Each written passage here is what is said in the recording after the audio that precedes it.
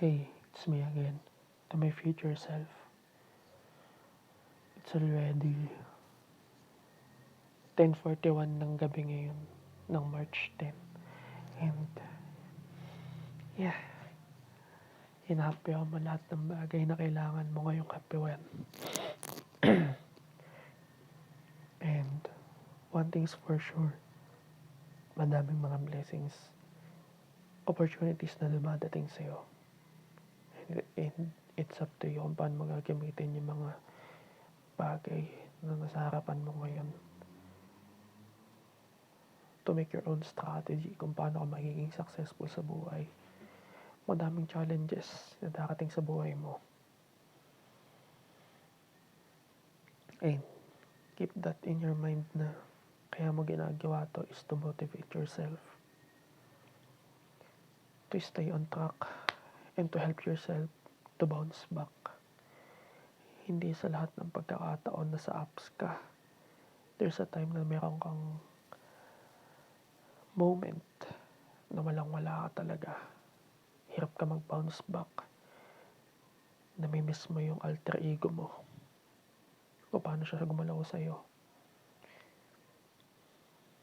Ibato mo lahat ng problema mo kay God. And bago ka naman nagsimula sa journey na to kung paano ka naging seryoso. Alalahanin mo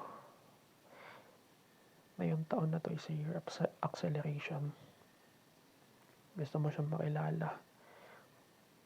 Wag na wag mo hayaang mawala yung hungerness mo to know Him better, to have a deeper relationship sa Kanya.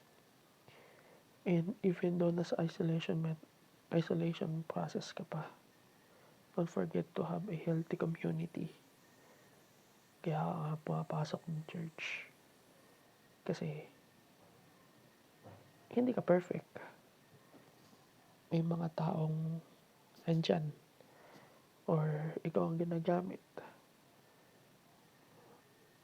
for them also to know na ang discipline is a struggle. But ikaw ang mamimili nun. Sabi nga ni Jim Rohn, there's two types of pain in this world. It's up to you kung anong pipiliin mo. The pain of discipline or the pain of regret. Because the pain of discipline waits on says while the pain of regret waits of dawn. Gawin mo yung mga bagay na alam mong hindi ginagawa ng iba. Napakadaling manalo. Be irreplaceable.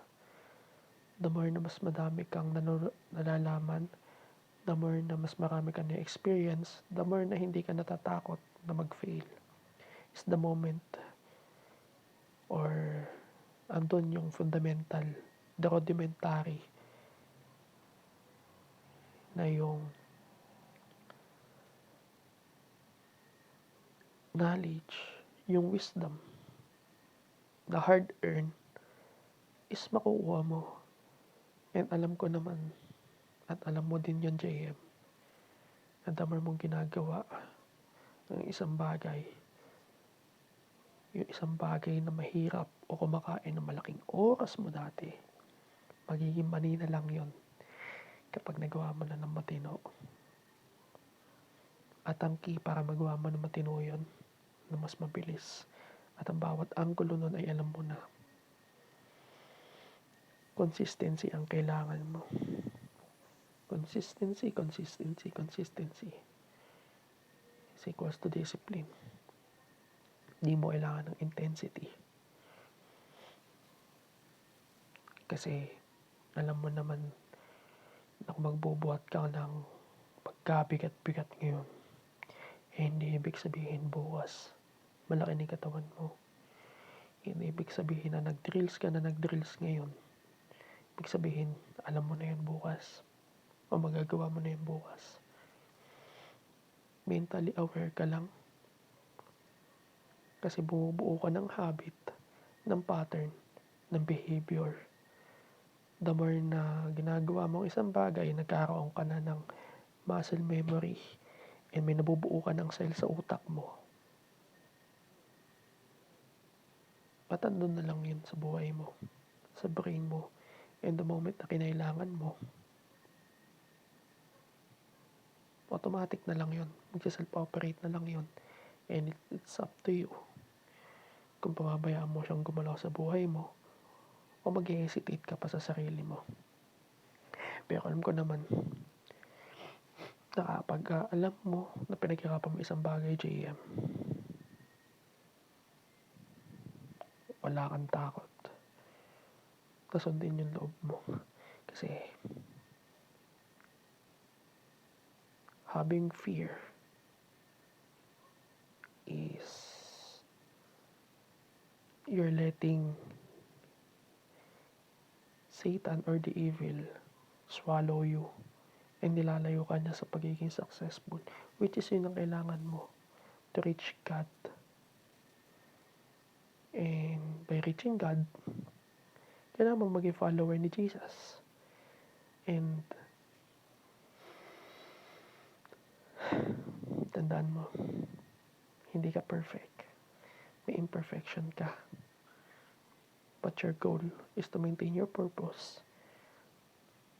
Because God hates lazy. Be functionable. This is your year. This is your month. This is your day. If ever man na hindi ka na makatulog ngayon, well and good. Yung oras mo mas lalong lalaki. And gamitin mo na matino yan.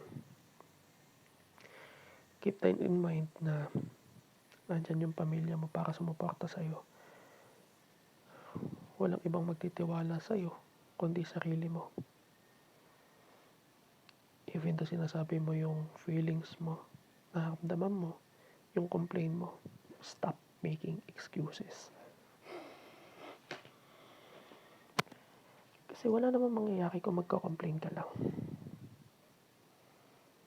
The moment na nag-complain ka, pinakikita mo lang kung gaano ka kahina at hindi mo kayang kontrolin yung emotion mo. And hindi mo ginagamit yung utak mo para mag-function at i-lessen yung worry mo. Mag-act ka lang and let your action becomes the byproduct. Kasi walang lalabas na formulas, ideas kung hindi mo gagalawan. And the moment na mag-iisip ka lang na mag-iisip, mo-overwhelm ka lang. Klaro nga yung inisip mo pero hindi mo na kayang i-execute. Mag-execute ka muna. And while you're executing, it all falls into places kapag kailangan mo. At consider mo yun as a purpose. Binibigay mo yun as a glory to God. Walang imposible. All you need para mag-function ka na matino and set your worries up high, bigay mo sa Kanya. Gumalaw ka lang and let Him, God, do the rest.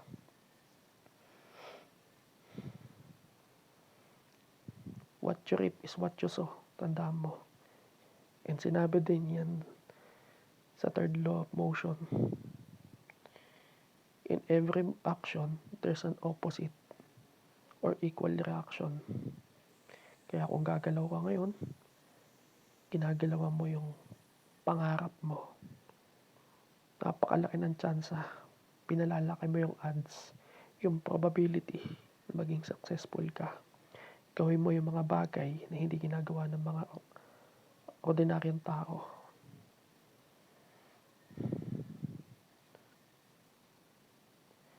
I-reach mo yung potential mo.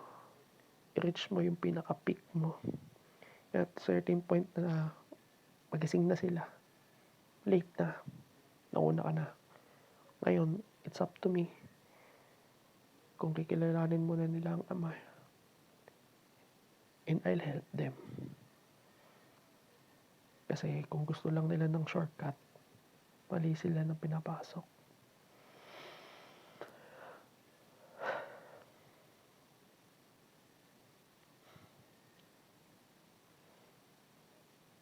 Mahalin mo yung sarili mo.